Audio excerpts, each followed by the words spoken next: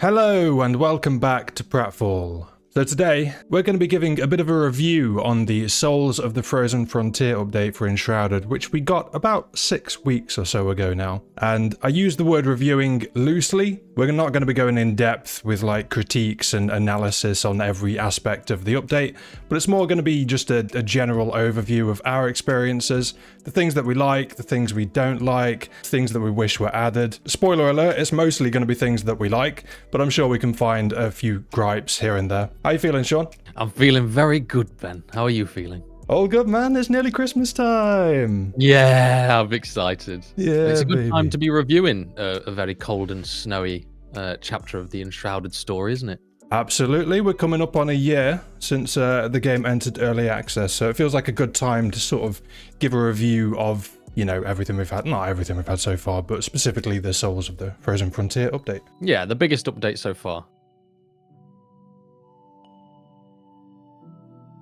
Okay, so first we're going to talk a little bit about the environment and just the biome itself in terms of the aesthetics. We also have the weather system now, which I'm a huge fan of. I don't know about you. Oh, absolutely. Yeah, this just adds an entire layer of dynamicness to the game, which is really nice. It does indeed. So the Albanese summits are very expansive, and as you progress through the mountains and get higher up in the mountains, obviously, you're going to have to start worrying about like warmth and stuff like that. And the further up you go, the more snow you're going to get, which makes sense, but it looks really nice in game. And like incrementally, you'll have layers of snow that kind of form around the mountains, which looks really cool. The snow physics are fantastic, as you'd expect. You get a lot of that in these kind of games now, but you know, the game is gorgeous. We kind of expected that to look really good, and it does. Do you know what I find interesting though? I don't know about you, but I didn't expect the cold mechanic when it first. You know, when we first started hearing about the chapter, I think we had a few conversations about it, and when it was announced that cold would be involved, obviously, like you say, when you get higher into the mountains, I think we assumed it would just be a mechanic specific to the survival mode that they'd introduced not long before. Sure. Yeah, just a little interesting thing. Yeah, I mean, personally, I would have liked a setting to turn it off, because think right, like you're talking about the survival mechanics that they introduced with the last update, I believe. We have the option to disable it or enable it as we please, and I think it would kind of make sense to have that with this as well. I get that you're up in the mountains and it would be very cold, but some people don't necessarily want to be worrying about that kind of thing, especially because for a lot of people, I think Enshrouded's quite a cozy experience. And I believe when you fully upgrade the flame altar, it does kind of negate that, at least when you're in your settlement. Yeah. But yeah, I'd like to see a setting, maybe with the next update, or, you know, a patch or whatever, where you can just turn that off if you want to.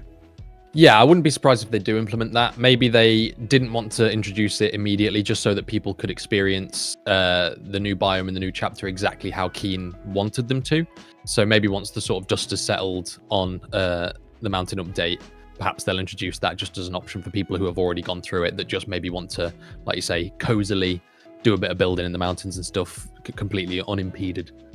I hope so, yeah. But we've got a lot of new materials and things like that, and vegetation and trees with the new biome. We've got ice, obviously, which is great because it's slippery, and it's the first time we've had something like that in the game. It is a lot of fun, yeah.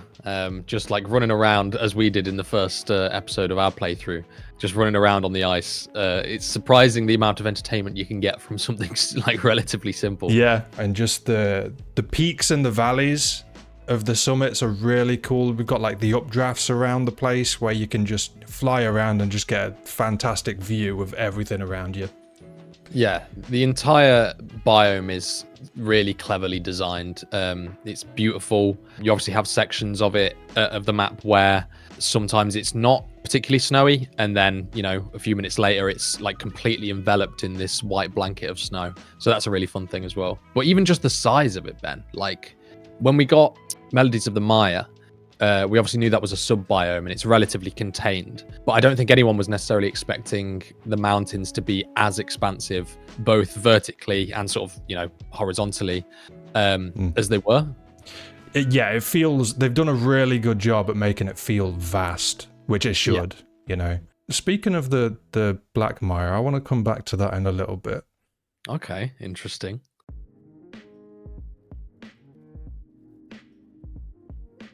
So in terms of the questing in the Albaneve summits, you begin with the same kind of questing format as we've had with previous updates and, you know, in the entirety of the game in general. So you go around looking for the new recipes and things like that, and the materials to craft the new crafting stations, I guess. There's obviously NPCs that we can find now, which we've had before, but there's way more of them now, which we can come to in a bit. But once you get through the initial samey quest, for lack of a better term, there is more variety. There's a lot more cosmetics to go look for.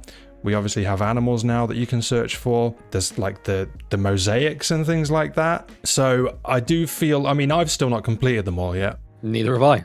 Yeah, exactly. There's quite a lot to do. I would imagine most people at this point have, but we get distracted with various other projects within the game. But yeah, comparing that to the Black Mire, I probably should have gone back and looked at all this before we started recording, to be honest. But I don't remember a great deal about the questing in the Black Mire update, and I think that's because there wasn't a lot of it.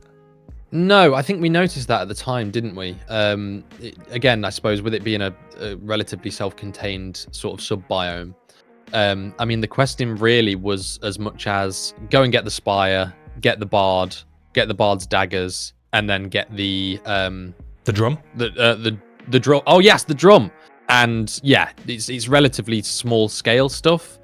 And then there's obviously all the little crafting pages for the new recipes, and then the big tree, and that's basically it. Whereas, like you say, yeah, in the Albaneve summits, there's such a wide array of vastly different things to go and look for and do. Yeah, the scale of it is ridiculously different compared to Melodies of the Mire. Yeah, in Melodies of the Mire, I think we had like the music sheets too. Yeah. But it just, I remember, and this happens with, you know, every time they add like new content like this, or a new biome specifically, we enter the Black Mire and see it, you know, see the swamps and the big trees in the background and stuff, and you're thinking, oh my god, I can't wait to explore this place.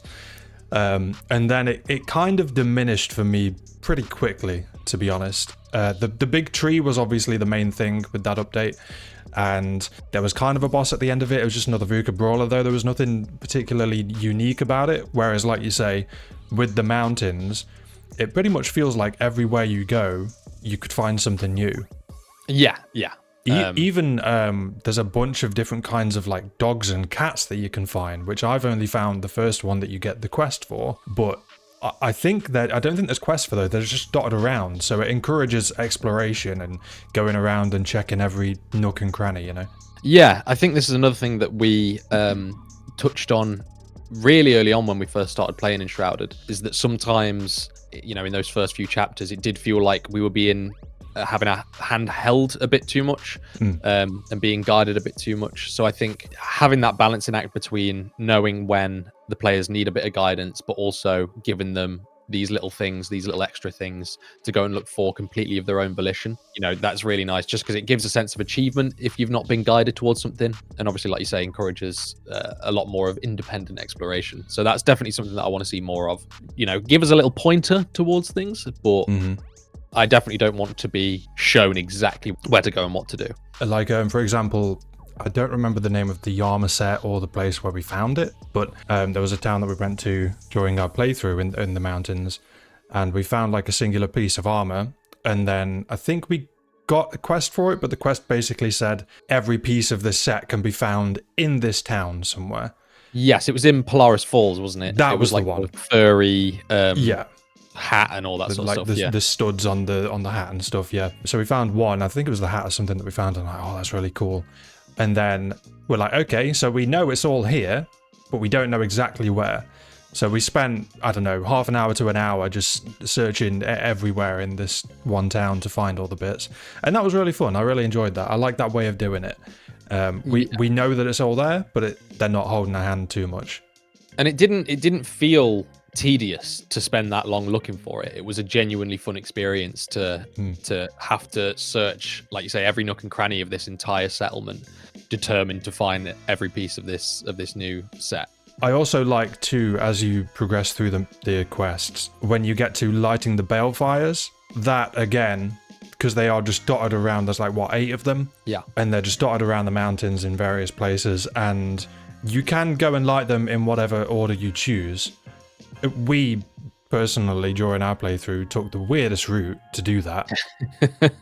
You know, we discovered later on that this is probably what most people did. They actually followed, there's like a path that goes through from the, what was it called? The Forge of Obsidia.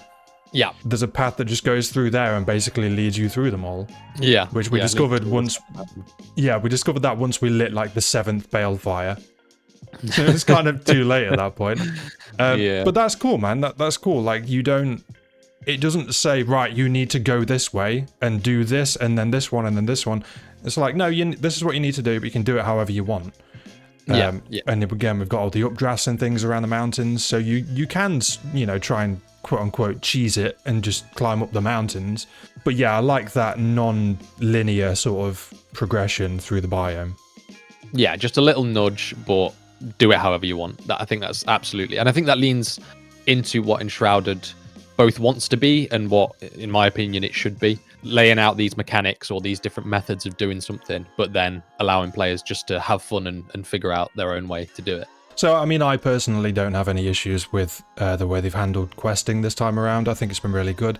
You know, they're relatively simple quests. In terms of, like, lore and stuff, it's still pretty much a case of you have to seek that stuff out. You have to find the lore books and actually sit and read all the lore books in order to take it in, because you're not going to get too much from the NPCs and stuff like that and the quests themselves. Yeah, you get tiny little tidbits from the dialogue with the NPCs, but it's mainly, especially in this update, it's mainly been NPCs talking about the other NPCs and their relationships as opposed to the lore of the world. Now, there's also plenty of non-mountain related questing that you can do, especially in terms of the NPCs and the pets that you can find. I know we spent quite a bit of time when the update dropped just going around and doing these quests before we even set foot into the mountains, which is really cool because we've not really had that much before. It's kind of just an update drops, here's a new biome, straight to it. Maybe a lot of people did that, but I was having fun just going around and seeing what's different in the existing world, because that's the thing, right? This is quote-unquote end game content. Like the mountains are the most difficult area in the game right now. Whereas with the Black Mire, that was just kind of a mid-level activity to flesh out the world a bit more for when they exit early access. But, you know, they keep reworking different towns and things like that. And we've got the weather system now. And personally, I've spent a lot of time just building up my base. I'm working on a little settlement at the moment to accommodate all the new NPCs and things. And we talked about this a bit before, but the rain, the physics of the rain, and even being indoors at night, just doing a bit of interior decorating with the rain kind of bouncing off the roof. It's so cozy. Yeah, it's a fantastic implementation. And even like seeing the ground get wet, like, and it having that sheen, sort of glossy sheen to it. It's these sort of little things and sort of little changes that just add an unbelievable amount to the immersion and stuff you get when you're playing the game. And I also think it speaks volumes, like you obviously just mentioned, the questing outside of the biome. Things like the weather and the fact that we have these NPC quests and pet quests outside of the new biome itself, I think shows the scale of the update. You know, if you're jumping into this new update and you're seeing loads and loads of new stuff before you've even got into the meat and potatoes of the update, which is obviously the biome, it just shows how much there is. We logged in for the first time after the update and we saw the weather, we saw the NPCs walking around, all these little things before we'd even considered going over to the new biome. So it shows just how much stuff they've packed into this one update. With every update they drop, they're going to continue, presumably, to flesh out every area of the map, every biome. Even going back to the Black Mire, you know, a few updates down the line, I'm sure that'll be packed with new stuff, new like quests and things to find around there. It might even be bigger, you know. They might expand it to be a fully fledged biome. They could go east with it. We've seen the gap. Exactly. Yeah. They could basically double it in size and make it a fully fledged biome.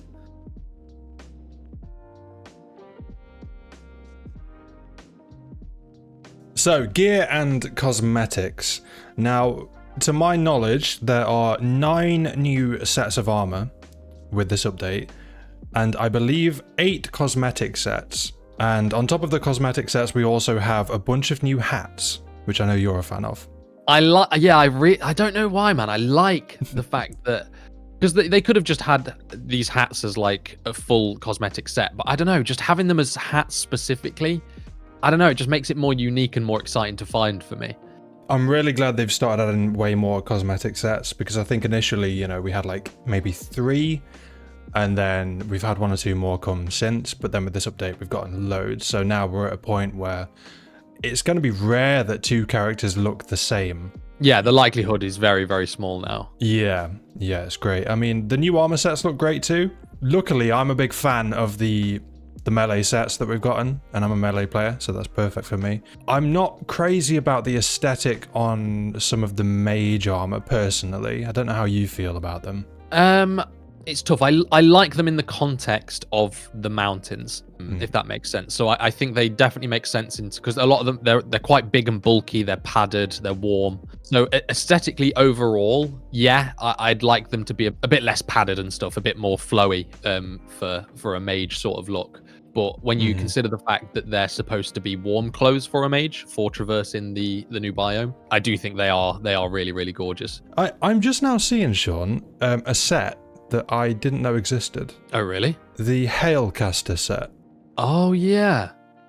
Yeah. That is nice. Everything has a relatively similar aesthetic. There's a lot of amethyst going on too, which is cool. We'll talk about that in a bit, the new materials and things like that.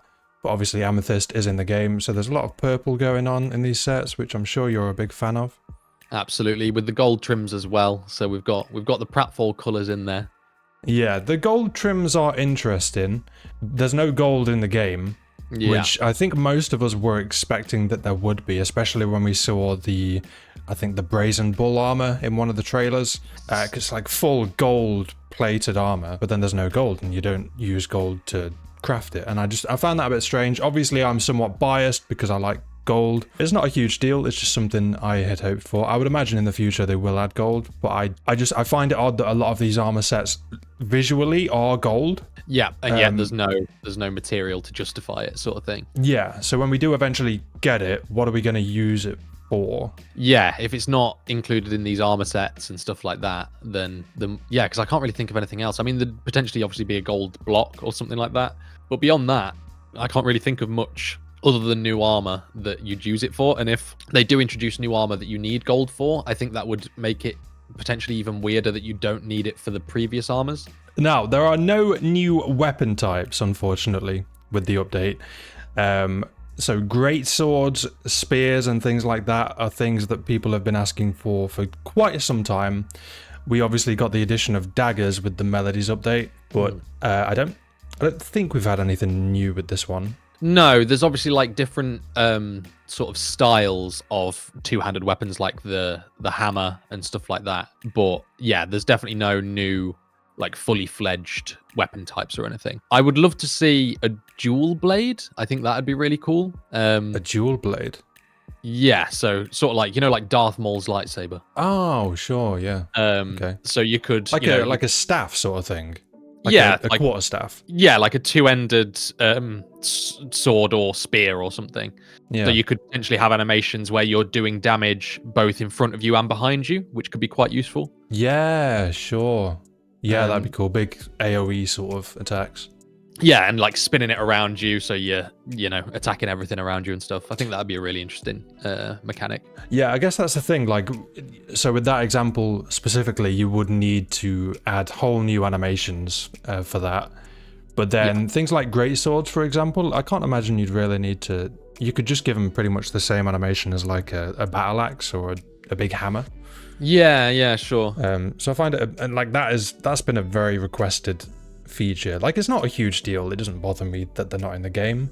But it seems like something that would be quite easy to add, but maybe not. Or maybe they're saving it for something. I'd imagine that if they are going to add new weapon types, they'd probably want to have them come with an entirely new animation set. Animation is obviously a somewhat time-consuming thing, so I'd imagine they're holding on to it just because they want to make sure they do it right. One more thing. I don't know if I was expecting this or not really, but I wish we could use or like craft or steal the flamethrowers. Yes, you know what? We talked about that when the trailer for the update came out. You know, we were talking about the potentiality of us being able to craft or steal the flamethrower.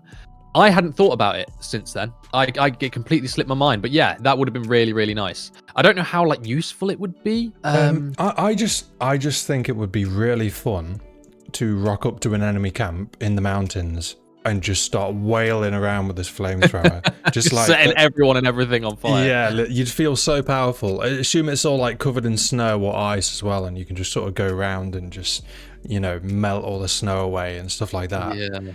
Yeah, I don't know, but I feel like, again, it's already in the game. So why not give it us? It's got an animation for the fire coming out and stuff. All you'd have to do is apply that to the player, right? Yeah, exactly, yeah. And some maybe like scavenger-inspired armor would have been cool. Yeah, even just being able to like, so we can obviously find some sets of armor, some pieces of sets of armor in like chests and stuff, but having like a percentage chance for a scavenger to drop like a cosmetic or a piece of armor that they're actually wearing, I think that would be really nice. Yeah. You know, having like this, I can't really remember. They have it's sort of like tattered cloth and stuff like that, isn't it? And like bandolier style leather straps around them and stuff. So if they had a percentage chance of dropping like that specific like armor that they have on, I think that would be a really fun and unique thing to do. And again, I think that would incentivize going and fighting these like more typical enemies and clearing these more typical enemy camps as well. Even being able to like, it's a little bit morbid, but being able to wear a VUCA head as that'd be really you know, cool, like the wolf hood.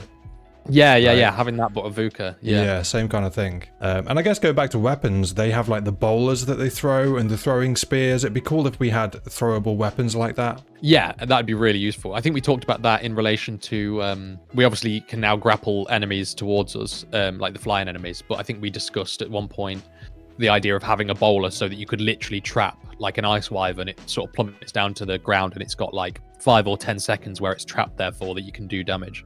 So one more thing I wanted to quickly talk about with, in terms of like appearance and gear and stuff like that. I wish there was a way for us to change our character's appearance mid-game. So sure. I think we've mentioned this before, but having some kind of like wardrobe or even like a magic mirror, I think you mentioned. Yes, I remember us talking about this now, yeah. Yeah, this was ages ago, wasn't it? Yeah. I still think it's a good idea though, some kind of magic mirror where you can just change your appearance mid-game rather than having to make a new character. And I was also kind of hoping, again, we're talking about like Vikings and stuff, more beard and hair options would be cool. Yeah, I was going to mention that when you mentioned the mirror, because even something as simple as just being able to go to the mirror and change your facial hair, again, would add to the immersion. In Embervale, your beard would be growing out over time. You go into the mountains so that you'd grow your beard out long and have, like you say, this cool Viking plait in your beard. Yeah. I think that'd be a really, really nice addition. Any more like actual, you know, facial and actual character customization would be really welcome. And I do think we should be able to change our appearance in the game rather than just in the menu.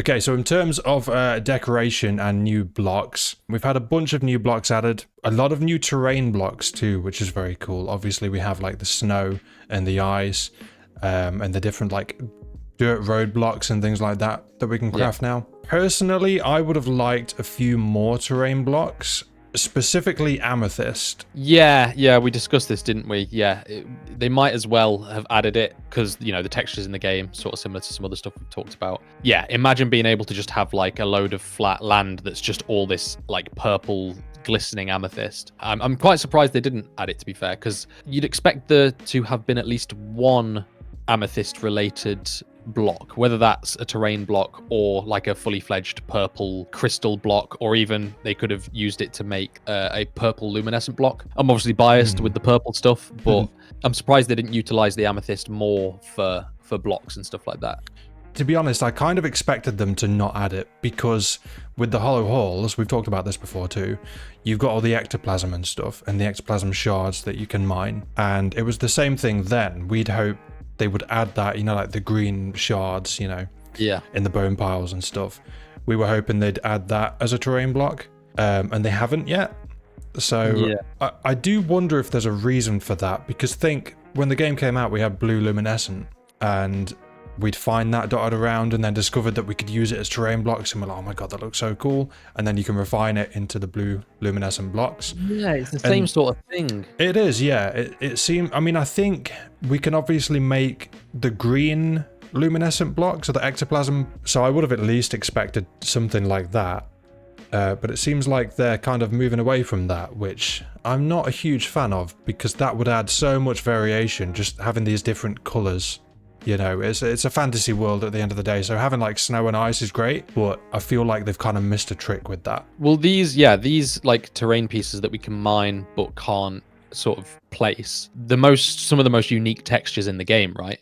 We obviously have the blue luminescent growth, which is glowy and beautiful. We have, like you say, the ectoplasm stuff, which is a similar sort of thing, but with the green. And then we have the amethyst, which is this glistening purple, beautiful texture. So it's a shame. It's definitely a shame that we can't implement those into builds, because you could do some really unique stuff with that. Just having more color options, I think, would be really good, because people love to build in Enshrouded, Sean. I don't know if you do that, but people like building in this game.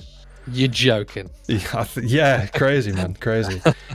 I'm sure people would welcome more additions like that, but I get that they must have considered it. There must be a reason for it. Yeah, I'd imagine there is a reason for it. I'm not sure what the reason would be, but yeah, I kind of wish I asked them. You know, in the AMA. Yeah, sure. Yeah, I kind of wish I asked them that, but maybe next time. But in terms of decorations and stuff, we've got a lot of like granite furniture now, like the fireplaces and things like that. Yeah, there's the boreal stuff, which is gorgeous. Boreal stuff. Again, big Viking theme. Yeah. There's a lot of the, you know, like the Viking knots, like the Celtic knots on the furniture and stuff like that.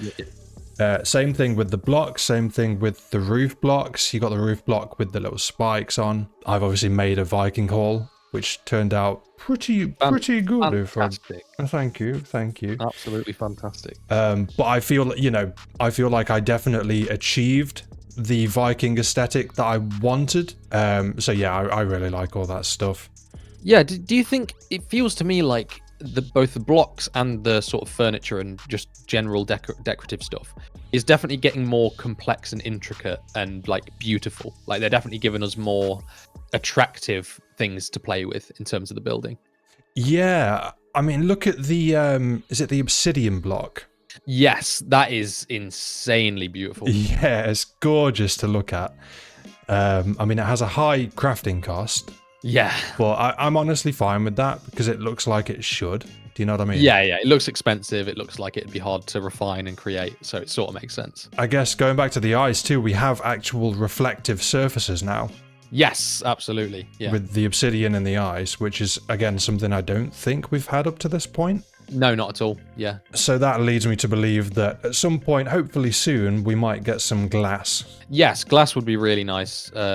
I feel like that'd be quite a hard thing to achieve, even with these sorts of new reflective and shiny surfaces they've added into the graphical capability. But they've got to add it eventually, right? Some actual slightly transparent or translucent, I suppose, windows. There's so much you can do. Even like a sky base with a glass floor. Yeah, oh my god. Yeah, that'd be so cool. Now, just one quick thing that I want to go back to, and I talk about this all the time. A lot of you would have heard it already. But the banners in the game. Oh, not this again. Listen. So we talked about, like, they must have a reason for not adding these terrain blocks or whatever. What's the reason for not giving us the option to craft all these banners that we find around the world? Because there's quite a few. And yes, to be fair, they do give us new banner options with pretty much every update, I would say. Yeah. But there's so many that exist. And yeah, I don't know why, but some of them are really cool, man. And I want to use them in like specific builds, especially the black ones, you know. Being able to use those would be cool. We've obviously got an idea for a build that we're going to start working on soon. Yes. Maybe they're just trying to drip feed it to us slowly but surely. Because, you know, like you say, if the textures are already in the games, all they have to do is make them craftable and placeable by the player. But who knows? Maybe they just don't want to overwhelm us with too much stuff in one go, so they're just trying to space it out a bit. Maybe. You'll get your banners, Ben. Don't worry. I better get me bloody banners, Sean.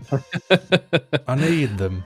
And then obviously we don't have any like living room or kitchen furniture really yet. It's mostly just, I don't want to say reskins, but it's more, you know, chairs and benches and tables and things like that. The same kind of furniture that we already have, but just with different aesthetics. I was hoping with this one we might get some like placeable kitchen appliances, for lack of a better term. Yeah, I mean, the good thing is, we obviously mentioned the AMA earlier. One of the questions did relate to that. Someone was asking that exact question about like sort of comfy sofas and stuff like that.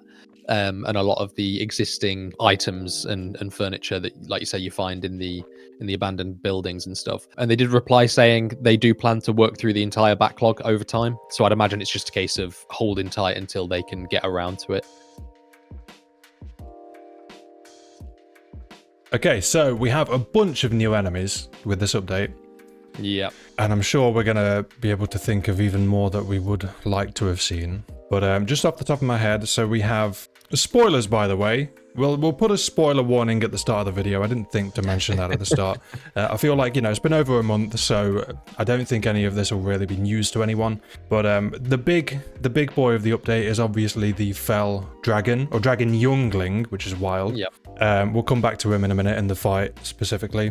But we have him. We have a few different Cyclops variants. So you've got the regular Cyclops, kind of similar to the Hollow one in the Hollow Halls, but he just roams around the mountains. And then you've got the Fell Cyclops in the Elixir Well too. Then we have the new Scavenger enemies with the flamethrowers. You've got the Scavenger Tyrant, which is sort of like a mini-boss, I guess, of that faction. A few new creatures. We've got big spiders now. So just to briefly touch on this, so I do have a ever so slight gripe with the spiders, Ben. I mean, I think a lot of people have a gripe with the spiders, but I don't think it's the same as the one. Okay. So I love that they've added the new bigger spiders. My gripe goes back to one of our early episodes, Ben. Can you remember when we entered the one of the caves and there were webs all over the walls, and we expected we were going to be fighting a big broodmother boss? Yeah, I do indeed remember, yeah. I'm surprised. Now, I will preface this by saying maybe they've added the slightly bigger spiders because they're working their way up to a spider boss. But when I saw the larger spiders, I did expect that somewhere there would be a cave with a fully fledged, massive spider boss. That's something I would love to see, a big broodmother. I can understand why they haven't, because, you know, the focus should be on the Fell Dragon Youngling as like the big bad of the update. But I do definitely want to see a big broodmother boss at some point down the line. Yeah, I mean, it could potentially even be one that, you know, most bosses in the game have, like, there's a few different ones, right? Like the VUCA Brawler, the Scavenger Matron. They're not unique in the way that the Dragon or the Fell Wisp Wyvern are. Yeah. You could make it one of those. So not like a major boss, but there's enough, I think, like spidery caves around the map that you could have a few dotted around. Yeah, you could fill a few of them out. I think, what is it? There's like a little ruin or a tomb or something, like early in the game where you find the bone block. Yeah. That could maybe might be a bit small, but you know, there's a lot of areas like that have spiders in them. And I agree. I think at some point they need to. I guess it comes down to how much do they want to scare their players away? Yeah, sure. Because a lot of people have had an issue with the spiders and stuff, haven't they? Yeah. Oh, quick question. Have you tried out the arachnophobia mode yet? I haven't. No, I completely forgot about it. I did. Someone mentioned it in our Discord, and I did intend to go and have a look. What does it do? Does it change the models? I haven't seen it. But I know in Grounded they have an arachnophobia mode, and it basically just turns the spiders into big floating white blobs with like red eyes. Right. Okay. And it's equally as terrifying. Yeah, sure. Just in a very different way. But yeah, no, I'm gonna try that out at some point because I want to see what that looks like. Yeah, I'd be interested to know how they've done that. But yeah, the Fell Dragon and the Cyclops fights, I really enjoyed them, especially the dragon. You know, it's so unique. We were talking about this leading up to it because I think we found out before the update dropped that there was going to be a dragon. Yeah. But we didn't know what the fight was going to be like. But the arena for it is so unique, and the fight is really fun. It can be quite frustrating, especially early on, but it's a case of once you learn the mechanics, you're kind of good. And that, I think we said at the time, that is kind of how a good boss fight should be. Yeah, it's the first boss fight, I would say, in the game that feels like a fully fledged boss fight. Like there's no aspect about the fight that doesn't feel like a boss fight. The arena, the sort of move set of the dragon itself, the scale of it, the arena's really big. The big circle that you have to run around. It feels like a proper boss fight. Yeah, the lava under the arena, the updraft in the middle to help you like try and maneuver around him and stuff. Yeah. The big meatballs, as we called them, that you can deflect back at him. Yeah, really unique. The wyverns that he summoned, that was the worst, I think. Nightmare. Oh my god. But no, really fun fight. I would say probably my favorite boss yet in the game. Agreed. Absolutely. And even the Cyclops ones, I really like the was it the coldest elixir well that had the fell Cyclops in there? Yes, that was really fun. Yeah. Felt like a mix between a Cyclops and I think you mentioned this at the time. Just a Cyclops and the Wisp Wyvern. Yeah, he's got the beam coming from the eye. Yeah, and it just made for a really unique and unexpected fight as well. I don't think we were expecting to have him shoot his giant, terrifying beam at us. No. Yeah, that was cool though. I mean, even he got his own little sort of arena. Yeah, exactly. It feels like they're moving in the right direction with stuff like that. Now, in terms of combat, we obviously touched on this a little bit earlier, but the grappling hook has had an upgrade, which allows people to pull airborne enemies to them, alternatively to pull themselves to larger enemies. That's definitely a worthy addition. You had an issue early on with not being able to attack flying enemies and stuff. Yeah. So now that you've got an option to do that, they do get back up in the air quite quickly, but if you're with even one other person, one person grapples them down, does a bit of damage, the other person grapples them before they can get away. It's a nice fun little way to fight. I don't think there's like a cooldown, and I don't think it uses any stamina or anything either. So you can just keep doing it. So for example, if you've got like a wyvern above you, you can pull it down, but then you can hit it like maybe once or twice and it flies away again, and then you have to repeat the process. Yeah. If I was going to nitpick, it can be a little bit tedious at times doing that. I think I'd prefer, say it used like a portion of your stamina to pull them in, but then when you pull them in close to you, you hit them with like a stunning kind of attack. Sure, yeah. That just sort of immobilizes them for a couple of seconds and allows you to do some like burst damage before they fly away again. But like I say, it would cost a bit of stamina to do it, so you can't just constantly do it. But I think that'd make it a little bit more fun. But no, overall it's nice to have. Other than that, the combat is pretty much the same. Again, if we had flamethrowers, that would add a new, unique dynamic, but unfortunately we don't. Maybe one day. But there's no new like combat-related skills in terms of like active skills that you can do.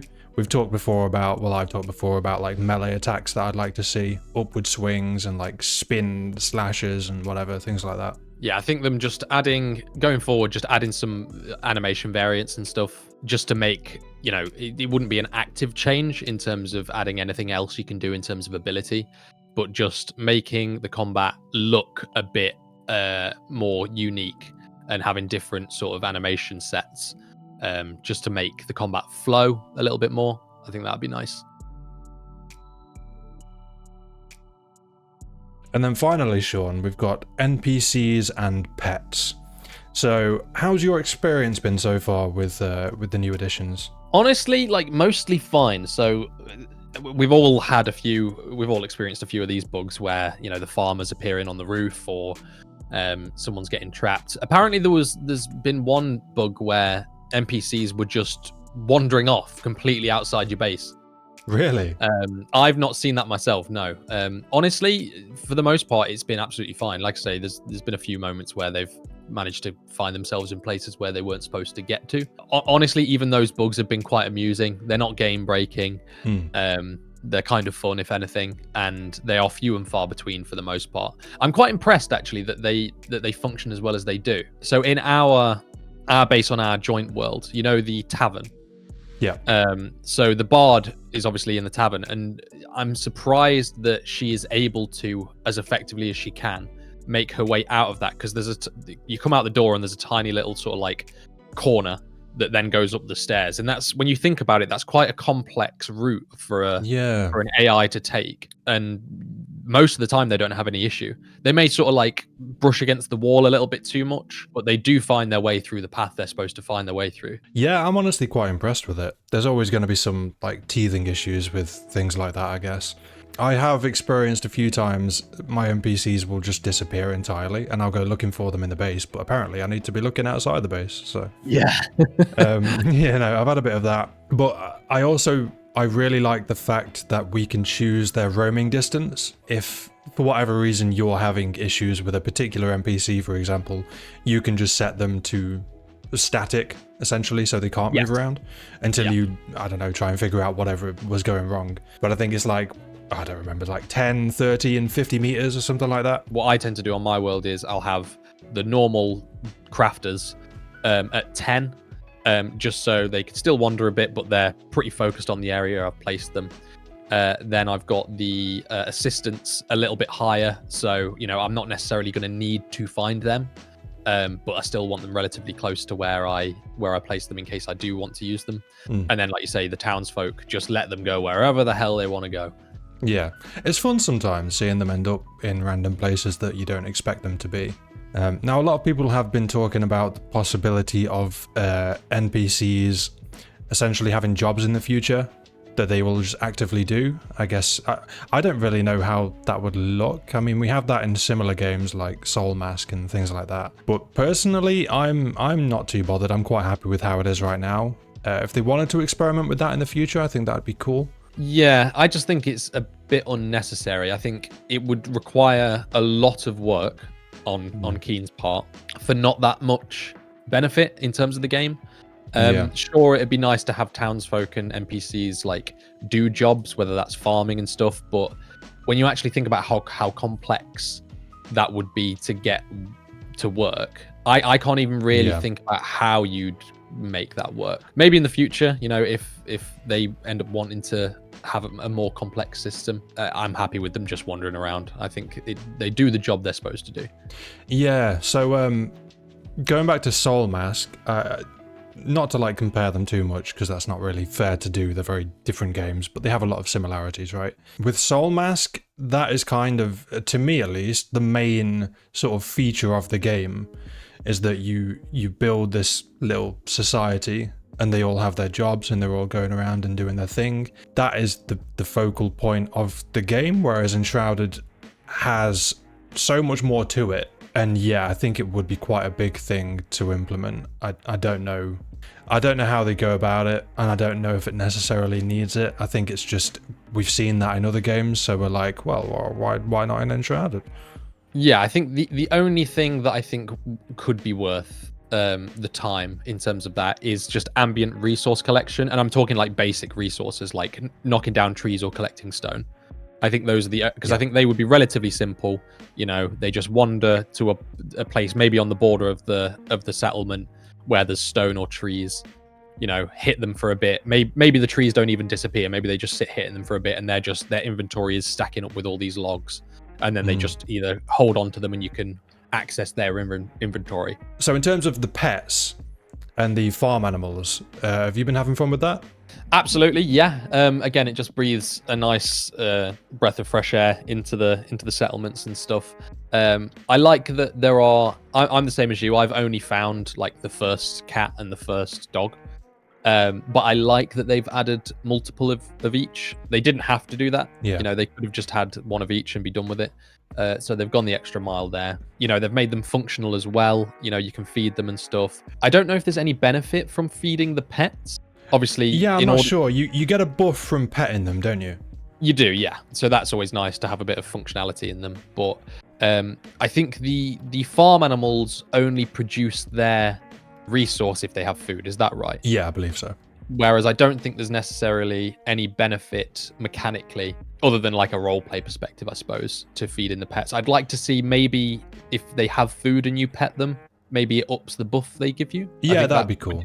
That'd be a nice simple way just to make it a bit more functional. But yeah, it's just a nice... There's so many parts of this update, and obviously the pets are included, that just go a long way in making the game feel more alive. And it entices you to come back into your world and, work on your base a bit. and stuff like that. I think if your settlement feels that level of alive, you have much more of an incentive to build a more larger scale settlement. So I've obviously been working on my citadel for a long while now, and before this update, my sort of energy to keep it going sort of faltered a little bit, because it is quite a big project. But as soon as this update dropped and we had all of these NPCs wandering around, I was like, no, I want like this city done and like massive, and just so I can watch all these animals and all these NPCs wandering around and have a city that feels alive. Yeah, I think there obviously is a benefit to having the animals, because you get like different materials or milk or whatever it may be. But I think it's more of just an immersion thing for me. It's just really fun watching them roam around. Again, there can be some pathing issues, but I think it's less of an issue with them because generally you're going to have them kind of fenced off, right? Yeah, exactly. So I've not found any major issues with that. But I like the fact that, for example, with the mountain goats, they give you is it frizzy goat's milk? Yeah. And I think that gives you a warming buff. So again, that kind of ties in with the mountains. You can sort of venture in, find some goats, bring them back, and then you can not craft, I guess, but you can harvest the milk to help you get further into the mountains. Yeah, it's a nice, sensical sort of gameplay loop.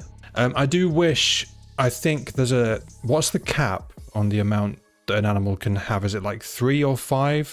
I think it was 4. 4 maybe? I think it was 4. I think I seem to remember there being no more than 4 of the yak wool. Wool, yeah. Yeah, I think it's 4, but I could be wrong. Okay. So that's quite a small number, and it doesn't take them long to produce that. Yeah. So yeah. I would like it if either they increase the cap a bit. Yeah, if they like increase the cap but took it slightly longer for them to produce like the wool or whatever it may be, so that you can feel like you can actually leave for a while, come back, and then grab all the stuff that you need. Because right now you can say it as 4, you could harvest 4 wool, go away for 5 minutes, and they're back to 4.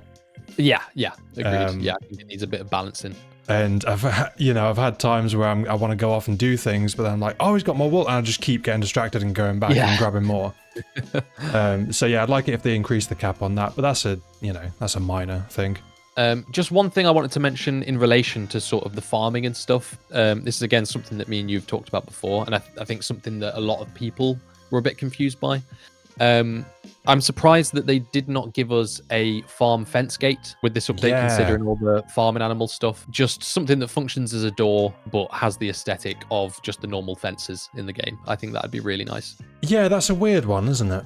Yeah, because you have to just jump into a fenced off area with the animals, or have them in a barn where there's an actual normal door or something. Yeah. I wonder if they just didn't because it's just so easy to jump over them. Yeah, but again, it's just the immersion for a lot of people, isn't it? Yeah.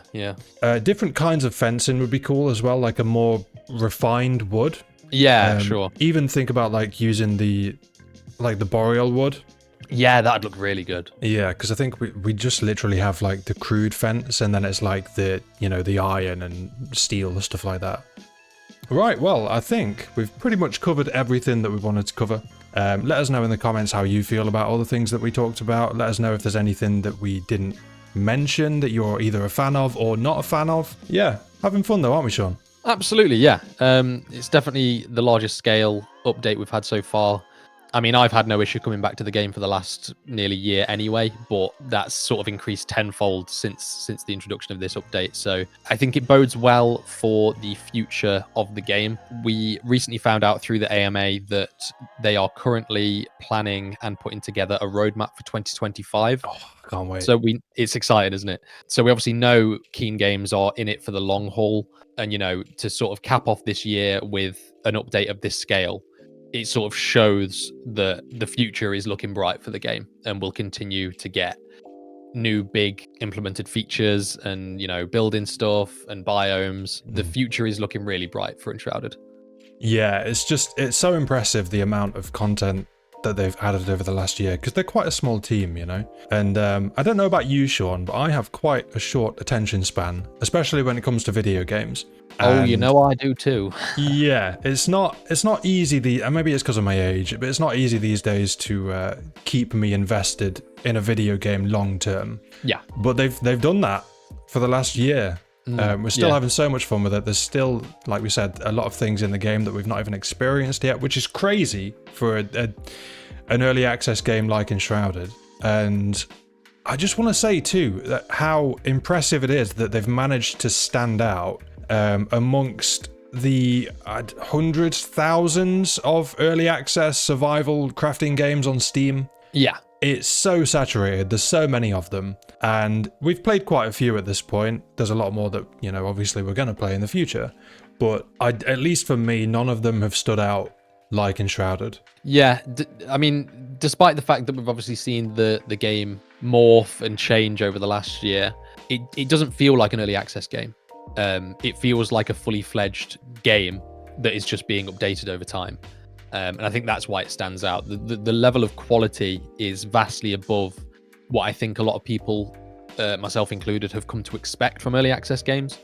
You know, a lot of these games come out and they're very buggy and they're very unfinished. Whereas basically from the moment Enshrouded came out, it could have been, fair enough on a lower scale, but it could have been a full release game. Yeah, I mean, it blows my mind the fact that this last update is just a free update. It's insane, rather than like an expansion, like a paid expansion. Yeah. Like, obviously it was going to be free because they're still an early access game. But when you look at the content and you compare it to other updates from like similar games, you look at it and you go, most people would probably pay for this. Yeah, absolutely. Not that I'm encouraging them to start charging us for updates. Guys, if the next update's paid, don't come back to this video and blame us. Okay. But you know, there's so much to do and there's so much to keep you engaged for hours and hours. Yeah. I would have paid for it. Yeah, absolutely. But yeah, the fact that they're giving us all this content, and they're keeping us in the loop with their roadmaps and their Discord, their socials, the AMAs that they keep doing. It's hard not to just praise them, honestly. Yeah. They've not really, you know, there's been certain things we've mentioned in this sort of pseudo review that we'd like to see. You know, a couple of minor gripes.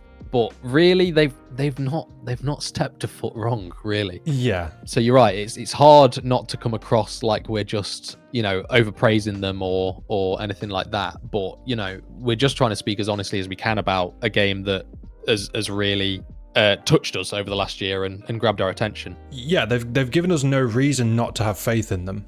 You know? Absolutely. Yeah, they've proven themselves time and time again over an entire year, nearly. It's exciting. We've still got a few things on the old roadmap. Maybe we'll talk more about that in the future. But yeah, for now, thanks for watching, guys. We hope you've enjoyed it. Let us know in the comments, like we said, your thoughts, what you like, what you don't like, what you disagree with, what you agree with, all that fun stuff. And also what your favourite part of the update has been. Like, what have you enjoyed most? Is it the NPCs? Is it the biome itself? Just let us know. What's your favourite part of the update, Sean? Oh, that's a good question. Honestly, I think the thing that's got me the most excited, obviously the biome itself is fantastic, but the NPC stuff has just even further spurred my excitement and immersion in the game. So I'd have to say the NPCs. What about yours? I'd say weather. Yeah, sure. Yeah, it might seem like a small thing to a lot of people, and you probably kind of just forget that it wasn't a thing before at this point, but it's a game changer for me. Anyway, I've been Ben. And I've been Sean. And you've been watching Pratfall.